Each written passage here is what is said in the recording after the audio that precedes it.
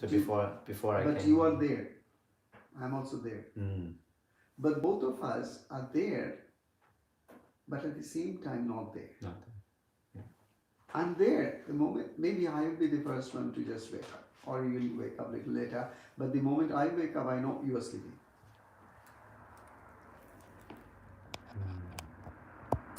How do my mind has already started functioning? And mind knows who is asleep and who is awake. So the conditions by which the mind processes whatever it sees, whatever objects come on its vision, whatever it hears, whatever the sense perceptors collect, mind will process it and instantly give an answer to this. My point is this: you are saying when the karma hits, or rather, whenever we go through the different karmic experiences in our life, can we work through our heart in such a manner that it will not bring suffering to me? Is that, I mean, if I get it right, that was a kind of your question, isn't it? Or you could specify more specific. Mm. I wouldn't say in terms of not bringing suffering to me, but not playing out the suffering. So not playing out the patterns, not playing out the habit patterns, not playing out. Right. Again, Also not playing out for the other person. again, all of it depends upon your not control of mind, your state of mind, your state of being. To what extent you are mindful, conscious, aware about every movement of your mind. Because you may plan and you may think, you may decide to act in a particular way, to talk in a particular way, to behave in a particular way, to manage something in a particular way, or try to create a kind of a situation which happens to be okay for the timing, peaceful. All of it can be a very good planning. One can do it.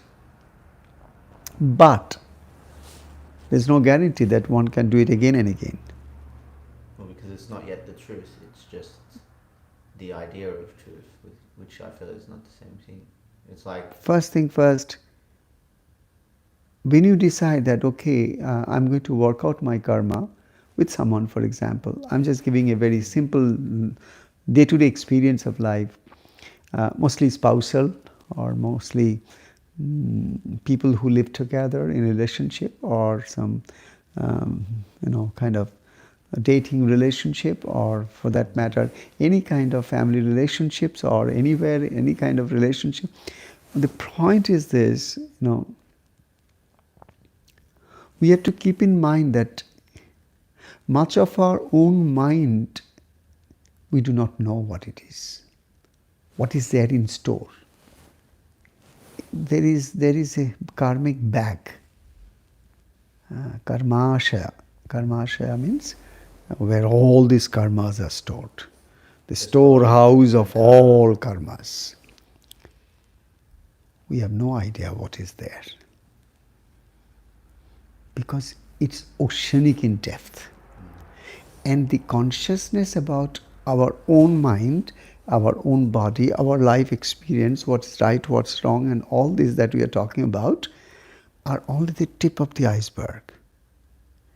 The huge mass of the subconscious mind is drowned under our unconsciousness, and we hardly can fathom it until such time, over a long period of continual process of observation of the mind and its activities, observation of the breath and its activities, observation of the body and its activities, by which over a long period of time its molecular, atomic, subatomic structures at the level of the mind, at the level of the body, at the level of the breath, all of it would go through a gradual process of distillation. or I'll say gradual process of refinement, or I'll say that the more we observe something, what is observed, the configuration of the atomic structure changes. So obviously over a long period of time it so happens that if anybody decides that just because he cannot do anything about the past, because the karma is already done in the past, you can't change the past, it's already done, and in its own time it will come to claim its own tolls. We can't even say stop, because I'm not ready, you come tomorrow morning, I'll be ready tomorrow morning. No, there's nothing like that. Any time any karmic patch can come and claim its toll from us, and that's the reason we often say that life is so unpredictable. Yeah.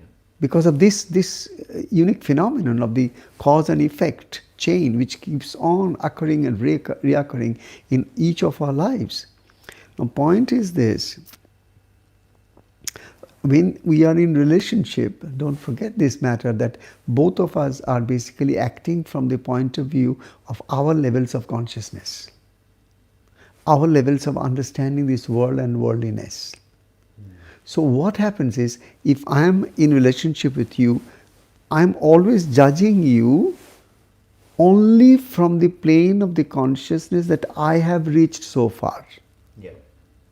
Let us say that this is like almost like 20-storied building, and I am in story 7th story and you are on the 9th story. Now what happens is that I can see you, but I cannot guess what you are seeing from the 9th story, because my vision is only up to the 7th story. But because you are a little higher than me, you may be there on the 9th floor, Yeah. and you may be seeing little more, little subtler or little vaster than I can possibly. Now what happens is this, it's not always possible that yes, we are sharing a relationship, but that doesn't mean we are sharing the same mindset. Yeah. We are not sharing the same subconscious huge iceberg. We are not sharing the same amount of our past karmas. We are not sharing the same cause and effect chains. We are not sharing the same childhood and the womb of the mother. Everything is different. And both these two characters that we are talking about, you and me, we are unique in our own places.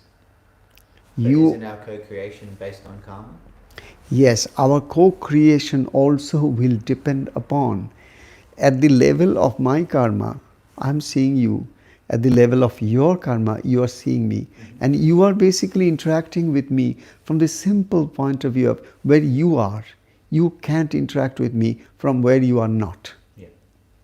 And you are on the basis of your evolution of consciousness, because everything that happens to each one of us after we are born in this world, again and again, birth after birth, the process is simple. We are being schooled. Whether we are going to a primary school or higher secondary school or no school, I'm totally illiterate, makes no difference. We are continually being schooled by Mother Nature, by the universal forces, by the divine, by the Lord. Now, this schooling process is basically nothing but cause and effect. In the sense that even unconsciously, unknowingly, if I take a wrong decision somewhere, I'm bound by the consequences of those decisions. Tomorrow I suffer something if that particular decision was not right.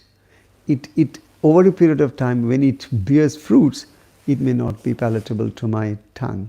And I say, oh my goodness, how could this happen? But this happened because I took a decision long back which wasn't correct. Yeah. In a way, we are continually interacting with each other from different planes of consciousness. It's not about that you can be under the same roof. You can be in the same room, but you are not in the same home. It's only when you are able to align your body your mind, your breath, and the universal forces. If you are in tune, if your instrument, whatever instrument you play, if this instrument is tuned with the universal instruments, then what is happening is that this whole universe then plays through you, and then your awareness is so vast, so big, so deep, is that whatever comes out of your tongue is not who you are talking about. The universe is communicating through you. But my point is, the other person may not be the person who has reached a stage where that person has also tuned the universe, tuned its body, its mind, its breath to the universal body, to the universal breath and the universal mind. As a result, in a lower gravitated space, that person could be. Now, from the universe, when someone is talking, the other person may not understand what she or he is talking about, because everybody is trying to interpret each other's words, communication, behaviors, gestures, completely, not just from their own sanskaras, but from that karmic point of view. If I am to receive, if I am ready for some lesson, then this universe will design some situation, and the best way to teach me is to teach me through my relationships. Because if it happens in other places, then I don't take so much to my heart. If it is I'm walking on the street and something happens, I forget it in no time. But the one with whom I am every day, 24/7 for 365 days, involved in heart-to-heart communication, body-to-body communication, mind-to-mind communication, that's the place from where a little shock will put me out of gear. Whereas if the same thing happens with outside, I don't even care, I just brush it off. And so, the one who is with me, if she or he says one thing, I say, why should you say this? You never said like this. And you say, I didn't mean the way you are talking about it. I don't even know. No. You see, it's good that you are trying to. Now see, the whole interpretation is different. My mind interprets my words in a different way, and your mind interprets my mind's words in a different way. My point is this: our ears can't listen. Our ears only translates vibrations, and this translation is by our brain, and this brain circuitry is completely as per as its own structure that has also already been structured. So given a chance, if I throw something into the pool of your mind, how your mind is going to immediately react is going to be strictly in accordance with what kind of structure or behavioral patterns is already in your circuitry. It's not within your power to decide whether you are going to be absolutely peaceful. Even somebody throws a stone on it, there is no ripple on that ocean or on that lake. It doesn't happen. It doesn't happen. Every little pebble touches that particular pond or that particular pool, and there's a reaction. For every action, there is a reaction. And then some ripples are created. And then the ripple grow. And then they start to spread. They go all over to the shores. What I'm trying to explain to you is this: yes, it is within our control to behave in a way that we want to behave in our life, provided we become very mindful in our life. Through continual practice of being aware, of being mindful of what we are doing on a day-to-day basis. I mean, starting from brushing our teeth to taking a single grab of food into our mouth, swallowing it, allowing it to go, to every step we are taking at a time, to what we do in our washroom, how we do it, to everybody that we see, everything that we see, the seer, seen, all of it. The more of these dimensions brought into the life of an individual, then what will happen? You won't sleep so easily. You won't talk some rubbish just for the heck of it, because then your words become poetic. Your words become a vehicle to communicate to the universe. Well, it feels like the words carry light. Absolutely. Then it is not important whether you are talking to your girlfriend or your boyfriend, your wife or your husband, your son or your daughter, your friend or your non-friend.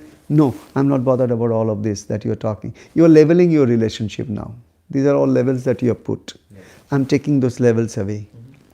The more conscious and mindful you become in life, these levels will drop.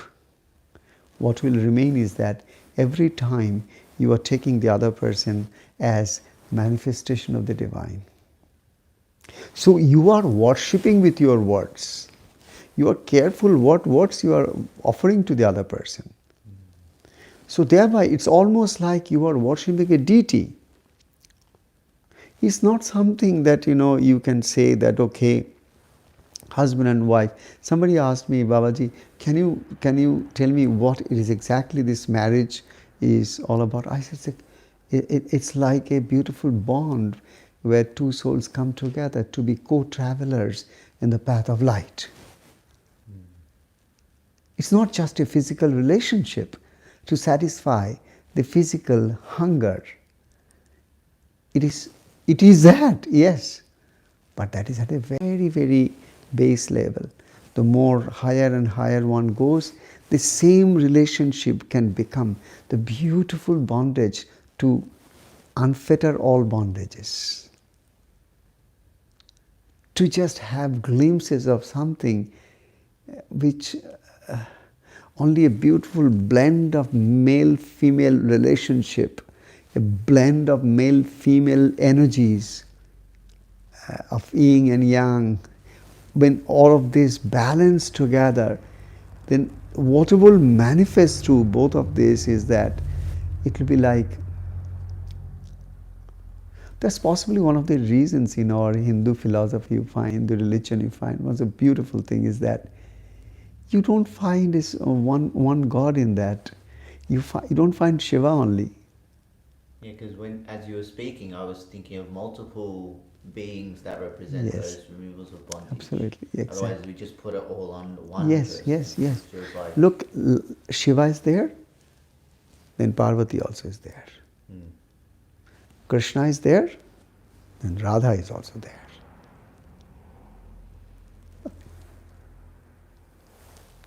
Every gods and goddesses that are there, they are all with their consorts. Why do you think Hindu gods and goddesses are like this? Why couldn't they be single? Like in many other religions you find there's only male god or female god or whatever. My point is this, because at the deepest depth, the beauty of Hindu religion is that the concept of Purusha and Prakriti. Purusha and Prakriti. Purusha is that pure consciousness, witnessing consciousness, pure awareness. There is nothing in that. There is nothing but pure consciousness, but in pure consciousness you cannot qualify anything. You cannot find anything. There is nothing there. Yeah, but that nothing is so complete, so full, so power, everything is in it, in that nothingness. That is Purusha, which is the original seed, which is the origin of everything. But this Purusha is never alone. Purusha is always with Prakriti. What is Prakriti? The nature, the universe, the feminine. If Purusha is the male aspect of it, then Prakriti is the female aspect of it. So the Purusha, the Purusha part is like this. Shiva, always lost in meditation. And Parvati is creating innumerable things every moment to somehow manage to get the eyes of Shiva to see at least once. and appreciate and say, Oh, Parvati, what a creation you did. What is this you did? Oh, lovely, lovely, lovely, lovely, lovely. She goes on and on and on trying every permutation, combinations of everything in her magic bag to create continual creativity of infinite, innumerable number of species of life, and everything in this cosmic creations, that is Prakriti. This is not Shiva. Shiva cannot do it. Only Parvati can do it. Only Shivani can do it. Only the one who is the feminine of the Purusha, who is the feminine of that male, she can create all this because she is the womb. And Purusha is the seed giver. If the seed is not given, this woman will remain barren.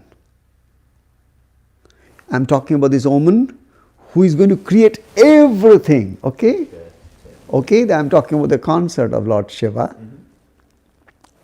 Just try to understand how beautiful this analogy is about. She will remain a barren. How long? If Purusha doesn't give the power to her to create. If Purusha doesn't put the seed in the womb of the feminine, no child can be born and no srishti can come, no creation can come. So minus the Purusha, the Prakriti is useless. Minus the male, what can the females do?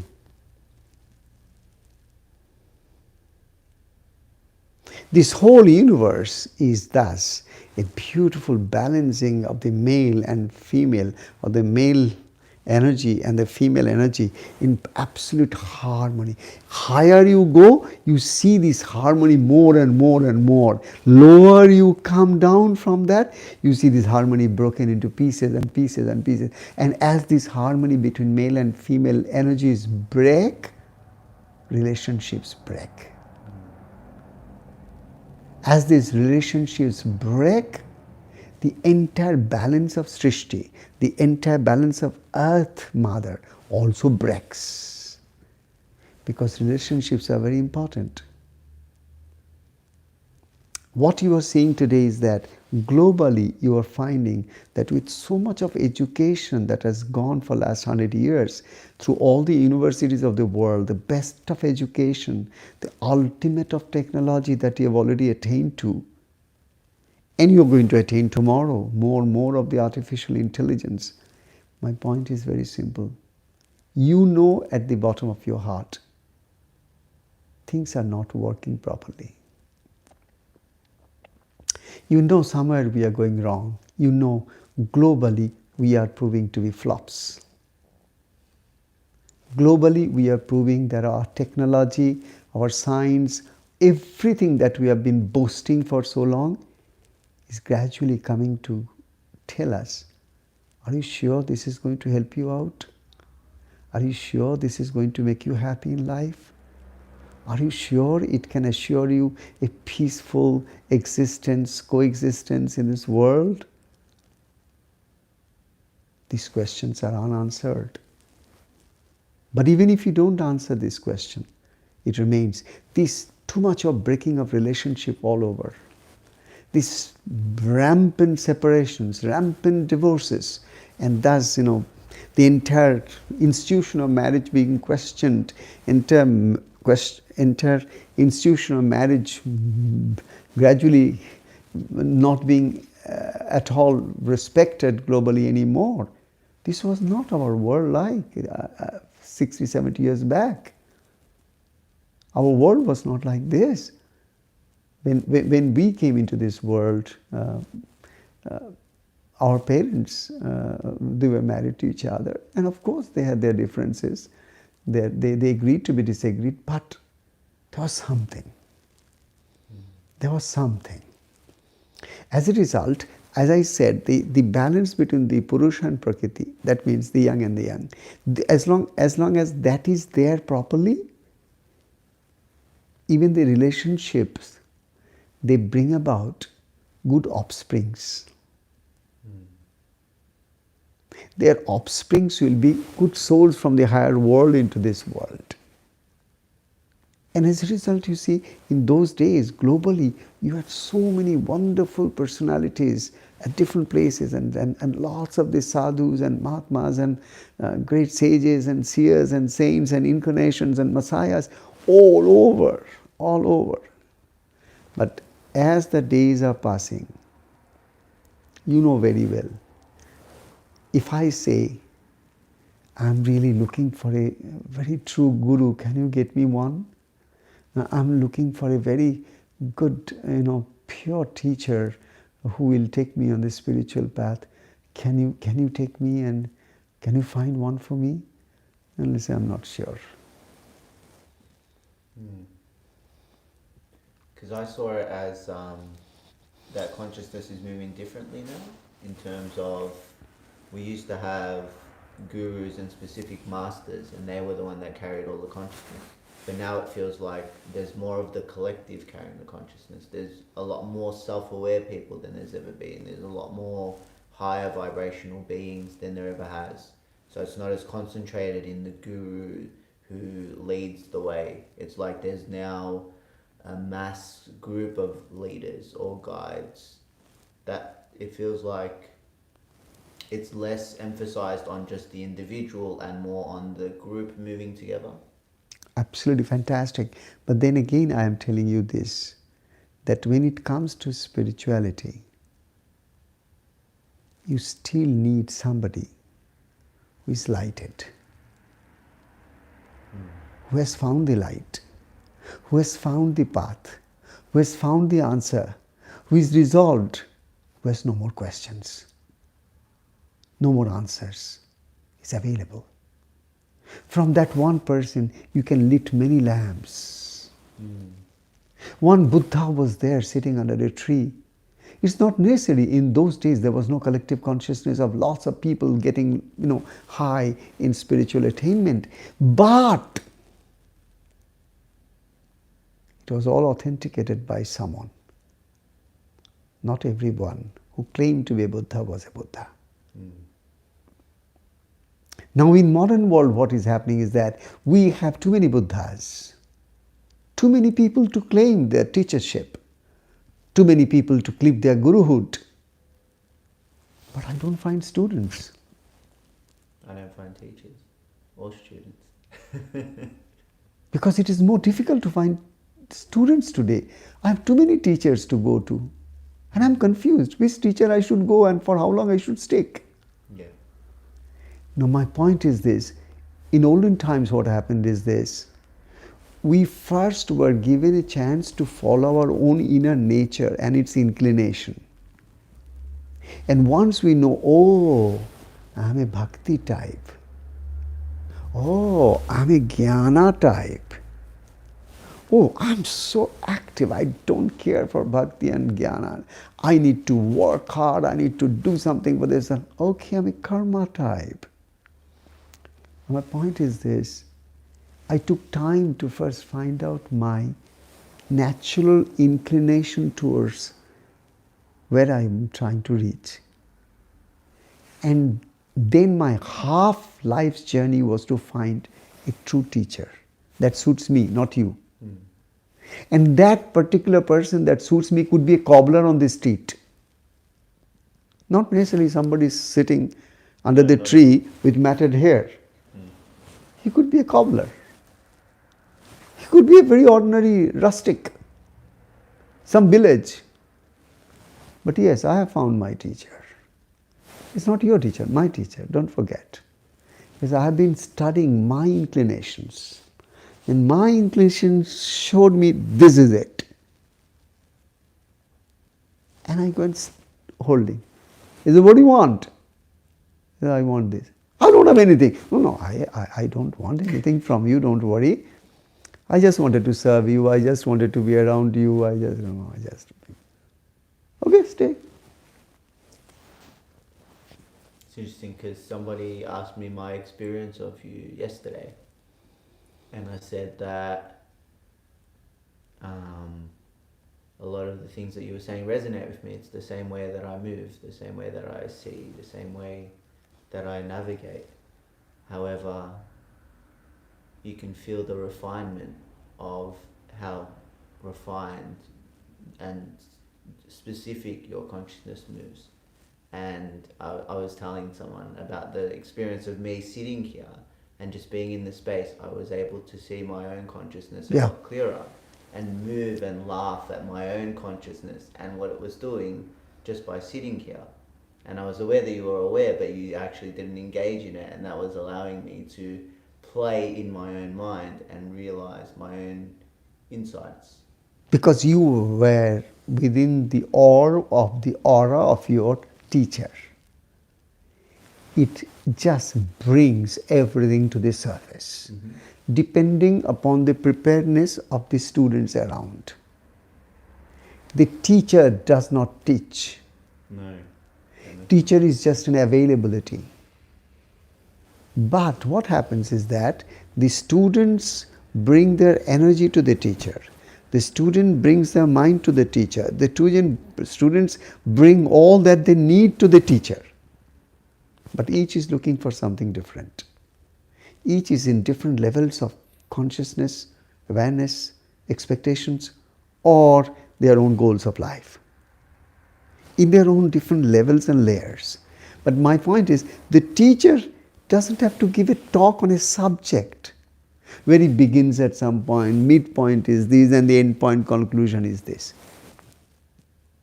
In my whole life, I have never ever prepared one talk before I sat in any young place.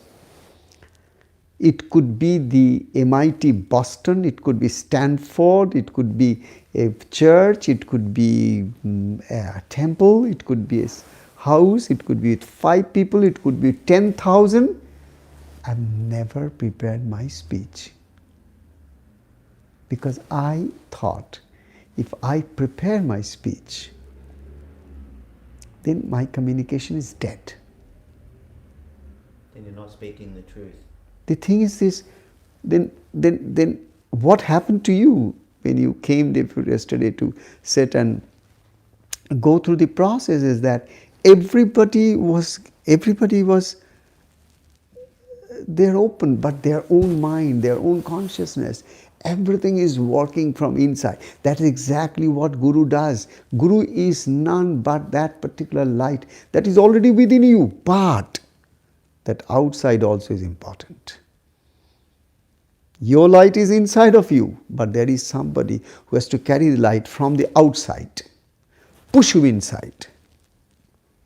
So there is an external person who is needed to awaken your internal person that you call a guru. The external person will give you a push and the internal person will pull it. So there is a push and pull factor to happen in the spiritual journey. This is the need of a guru. Can we not, so because I've never had a guru, can we not turn inwards based on every co-creator around us? No, To go inside no. It doesn't work. Because your mind at some stage or the other will come and stumble. Which way should I go? Like it stumbled for Arjuna also. And then he was totally confused. And then you know how the Bhagavad Gita came into existence? Arjuna bowed to his friend Krishna and he said, look here, all that I see, all that is happening is making me completely confused. I do not know what is right, I do not know what is wrong. I do not know what is permanent, what is temporary. All I know is that I am completely mess. Now I bow to you and prostrate to you and surrender to you as my guru. You must show me light. You must show me the way so that I can just do what is right and righteous. Bhagavad Gita starts from there. From the moment the disciple was ready the Guru spoke. And what he spoke for 700 verses became the ultimate literature of the world to guide for thousands of years, thousands of people who have always sought the path to the ultimate liberation. And Bhagavad Gita is not just a book of religion from the Hindu tradition, and it's a Hindu. No, it has come from the universal master for the universe, for all of humanity, irrespective of any religious barrier, though originally it belongs to the Vedic tradition. But it is the quantum essence of the entire Vedic traditions brought in the language of a common man, because Vedas cannot be understood by common man. Bhagavad Gita can be understood by a common man, provided gurus can explain to them about their spiritual contents. Because Bhagavad Gita is all about the spiritual journey, path, directions, everything. Everything is given there. You can work with 10 teachers, you can work with many things, but ultimately, as you get more and more refined, as you move up in this, the divine light has to descend to you through a guru. You know, this has been our tradition. Even if you look at the Buddhist tradition, you will find that even they also have a lineage. Yeah. Best of the teachers of the world that you have so far heard, read, or seen, they all came from a tradition. My guru came from a tradition. He had his guru from the Himalayas, who lived for such a long time but never came down to the plains. He came only once to initiate my Gurudev at Varanasi. My point is, mysterious are the ways. When my Gurudev's Gurudev, he left his village at the age of 8 after the death of his mother or father, someone. And then he was moving about here and there, and he got into the band of those, kind of naked sadhus, Naga sadhus we are called in India. So he got into the Naga sadhus group, very young boy, 10 years old. And Nagas also took him in the batch and said, okay, do this, all errands and everything. So he basically started growing like a Naga. And then he went on and on till 16, 17, 18. He was fine, moving from one place to the other because food was assured, everything was assured, and. But he found that this is possibly not my place. I'm talking about my Param Gurudev, Devgiri Maharaj, who was also finally christened to sannyas by his Gurudev with the name of Divyananda Saraswati Maharaj. So around that age of 18, 19, he left this Naga group and he went on his own. And he went all over the different pilgrim centers looking for a teacher. Now he knew that I now need a teacher. That's it. My point is this: if you ask me, I will say the true search for God is to find the true teacher. That's the way I would look at it. Not necessarily that you should look at it. Yeah. Not necessarily all the people who hear me, they have to even ever say, they can say this is nonsense. Trash it and go. But it will not make any difference to me. Yeah. It's not even my conviction. It's not even my belief. It is something as simple as my breaths. It is not that I believe my breath. It is not that I believe my breath. I'm breathing. What are you nonsense you're talking? I'm breathing. So it's not about my breath. It's about something I would say is this. It's almost in my DNA.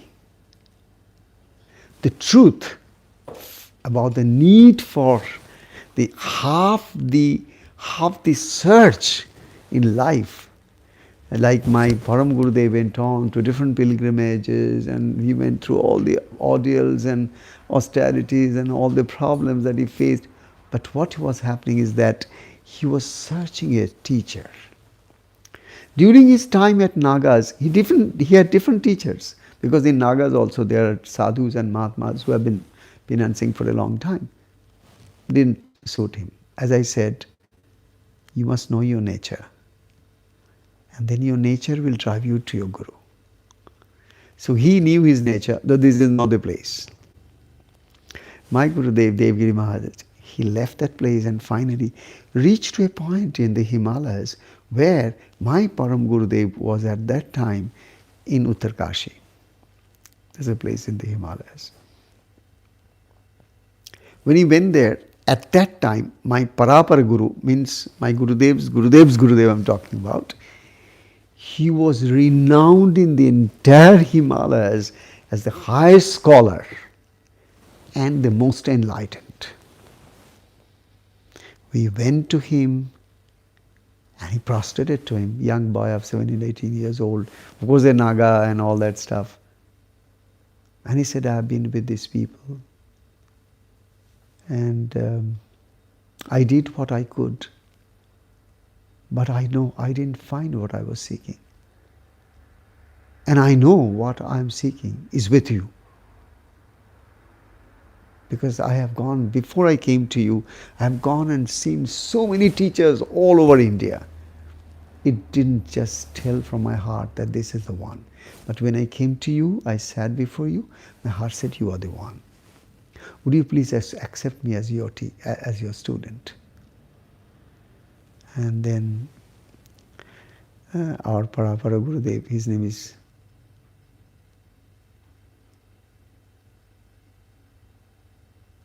আমাদের পরাপর গুরুদেবের নামটা কি যেন ভুলে যাচ্ছি, হ্যাঁ, Vigyanananda Saraswati Maharaj.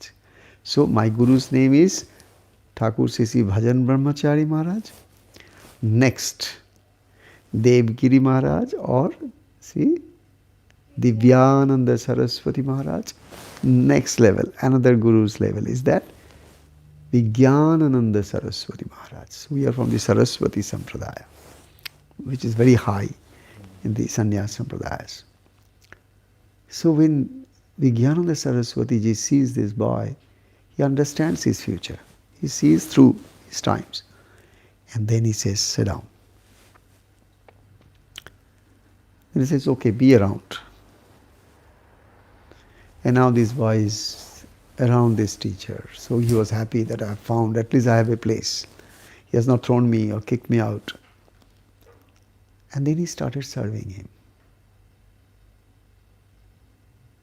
Then a time came when suddenly his guru said, now I want to get out of this place, I want to go away. Do you want to join me? Do you want to come with me? He said, yes. Okay, let's go. Only two, this and the boy.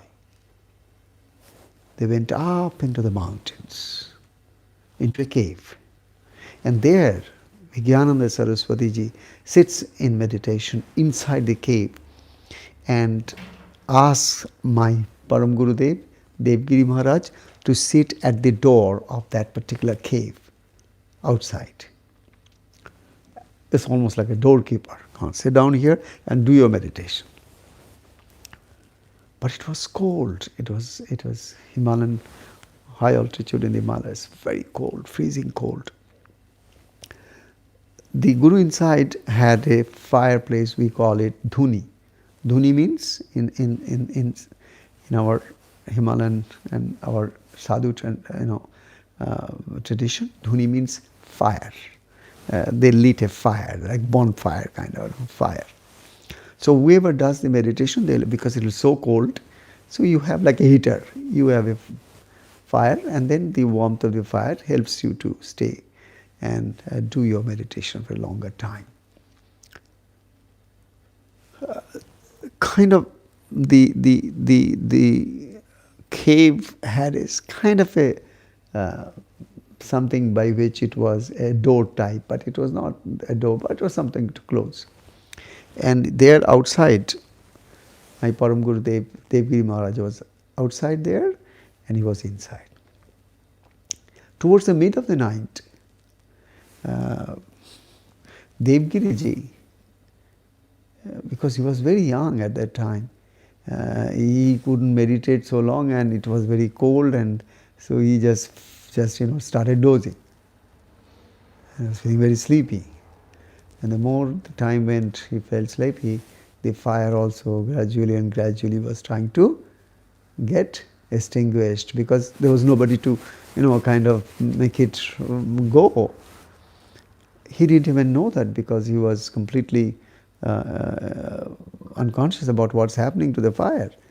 And then at some point when it started feeling very cold, he just got out of his sleep and he thought, oh, the fire is completely extinguished. Nothing there. That's the reason it's so cold. Now what can he do? There's no fire. And he knew that it is dead of night, a long hours to go. So he started, thinking what to do. After a long time, he just somehow managed to have some courage, and he just opened the door. And he was about to take some fire out of that particular guru's, kind of. And he says, stop. If you wanted to sleep and enjoy your sleep, why did you come to me? To waste your life? He said, Gurudev, I'm so sorry. Actually, I was outside and the fire got extinguished completely without, that's what I told you. You fell asleep. Why? Did you come here with me to sleep? So much rebuked. He was like, oh my God. He said, I'm so sorry, Gurudev. Please excuse me. He went outside. No fire, cold. Guru didn't even give him fire. The boy goes out, sits, trembles, and then takes a vow.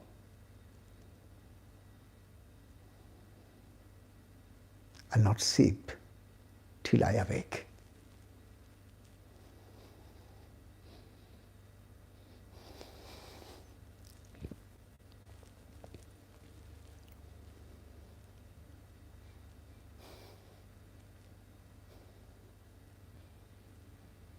For the next 12 years, my Param Gurudev, Devgiri Maharaj, never slept a wink.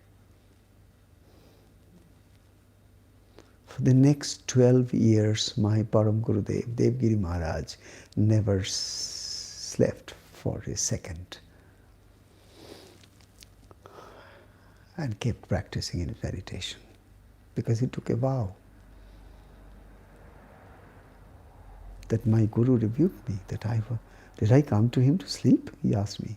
No, I came to find God. Then he took a vow, till I reach God, I'll not sleep. For 12 years he didn't sleep till he reached God. You need a Guru to throw you out into the cold, denying all your logic, rationality, and everything that you talk in terms of humanity and human rights and human ethics. He can tear everything into pieces to bring the truth out of you.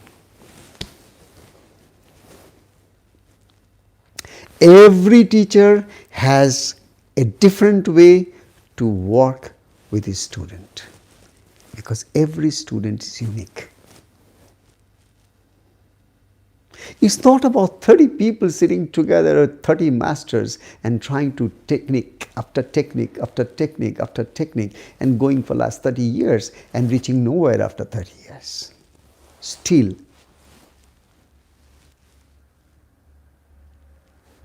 looking through the newspapers and phone scrolls, where is the next teacher?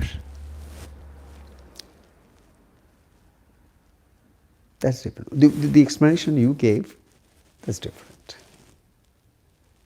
That there was a time when there were individual gurus who do all this stuff, but today the individual gurus is not needed because we now have a huge rise in awakening, in awareness, in mindfulness. So there are lots of teachers all over, and now they are sharing the responsibility of awakening the humanity. Fantastic, I totally agree with you, 100% agree with you.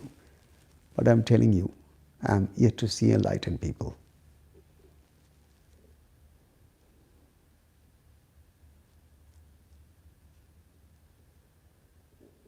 After Sri Ramakrishna left,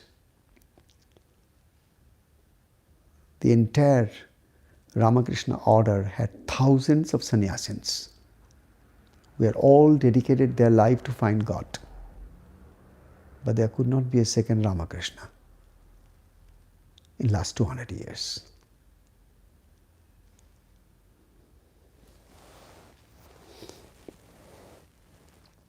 It is a guru to disciple transmission. Then and then alone such manifestation can happen. Otherwise, what you are saying, I agree, and it will continue. It will do its job. Not that it is this collective consciousness that is awakening that you are talking about. I am not denying it. Don't think that I am underestimating the beauty and the need for it and the huge contribution of this positive energy field all over the world. I am never underestimating it. Rather, I am totally in tune with you when you said that word. So loved your words. But I have my own reservations.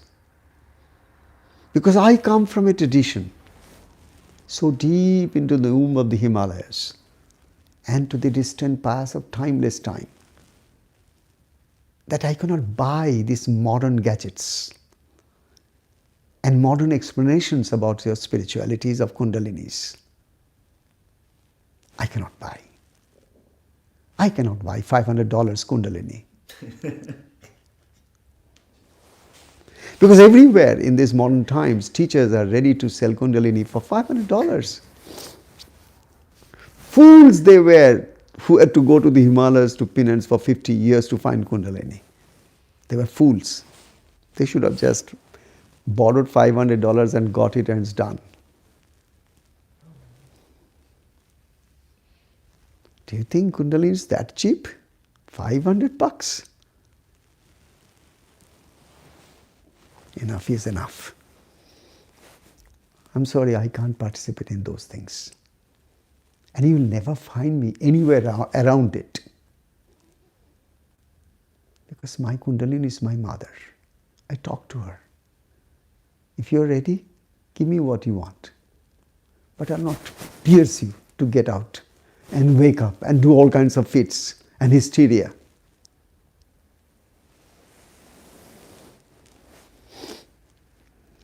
I belong to a different guru's lineage. Pure truth. I'll take 1,000 births for my mother to take time to arouse my Kundalini. And I'll wait with patience and love. And I know when is her time, is my time.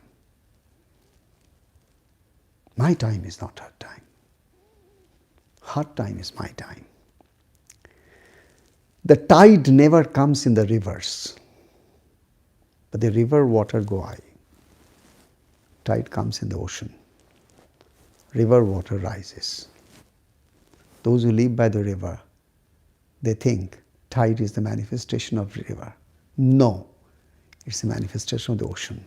This river is connected to the ocean. God has to want me. And then manifestation will come. I will not want anything else but God. And people will say, what a renunciation. No, it's not renunciation. God wanted me. That's the reason I've become mad, abnormal for the common world. Because in this world of normality, I have to just behave like this horde of sheep. Following this blind society, its blind beliefs and blind convictions, I have to do it, and then I'm fine. I'm a good person. But if I'm not, then I'm abnormal. I must be taken to a psychiatrist. That's not it. It's simple. If I love God, God loves me. If God loves me, I love God. If the ocean rises, the rivers will rise. Rivers can't say, no, I am not going to rise. Logic. Deny if you can. Deny if you can. Rivers have no choice. River water has no choice, it will rise. The tide has come, but the tide has not come to the rivers.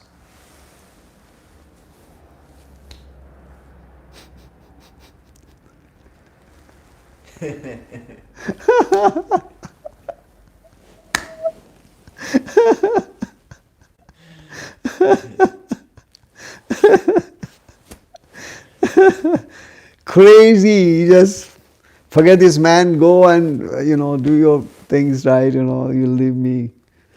I'm just kind of crazy. Simply crazy. Yes, Trudy, how are you? I'm okay. Thank you for asking. And you? How are you seeing me?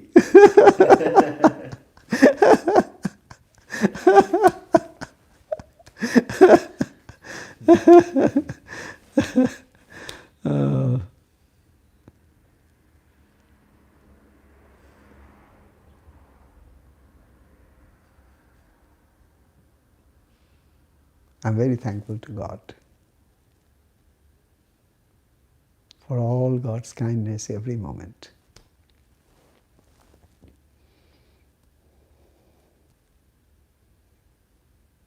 God has always been very kind to me.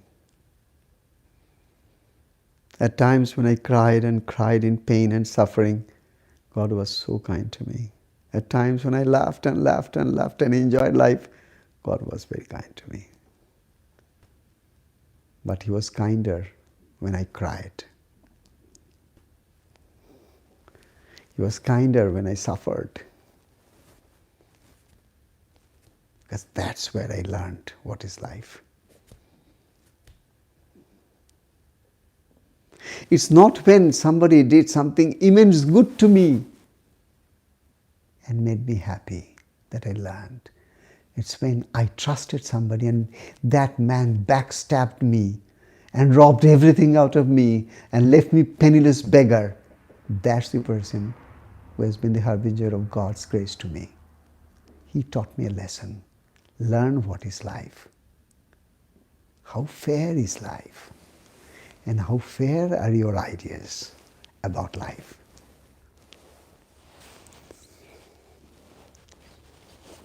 God has been kind to me when somebody gave me a blow, not when somebody praised me. God was kind to me when He proved me to be a scoundrel and created all scams. That was His kindness, to make sure, am I that ego who is hurt? Because I didn't do it, but still people are saying I did it. If I'm ego, I'll be hurt. I'll lose my track. I'll even judge the divine. I'll judge my guru, who is beyond judgments. Who will lose? Whose bad karma will be there? Guru is beyond karma. Only the disciple will move.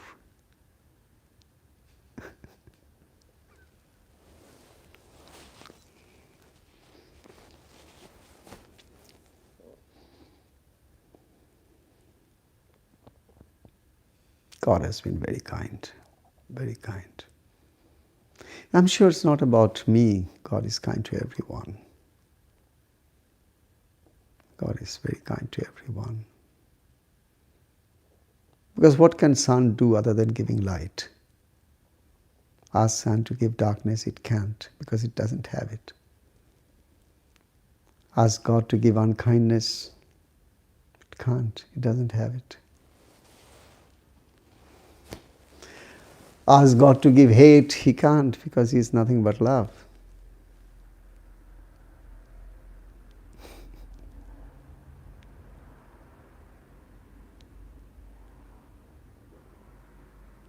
Thank you for being with me, and thank you for giving me the opportunities to praise my Master. Because nothing can make me happier than when I'm praising my Master. Because no that's the time when I know I'm a good servant.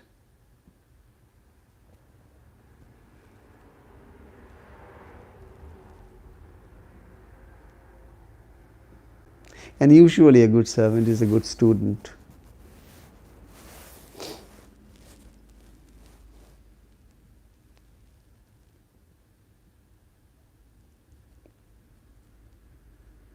Thank you. Thank you. These days in Byron Bay has been really so beautiful, for me. Because the souls that came to me, a few of them, they're such beautiful souls. Very honest, true seekers.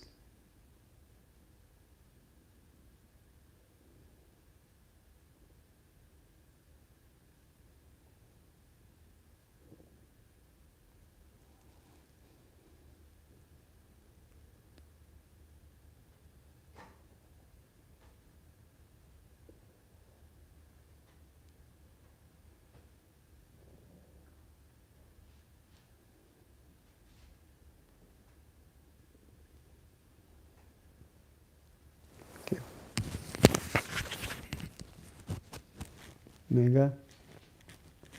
Come on.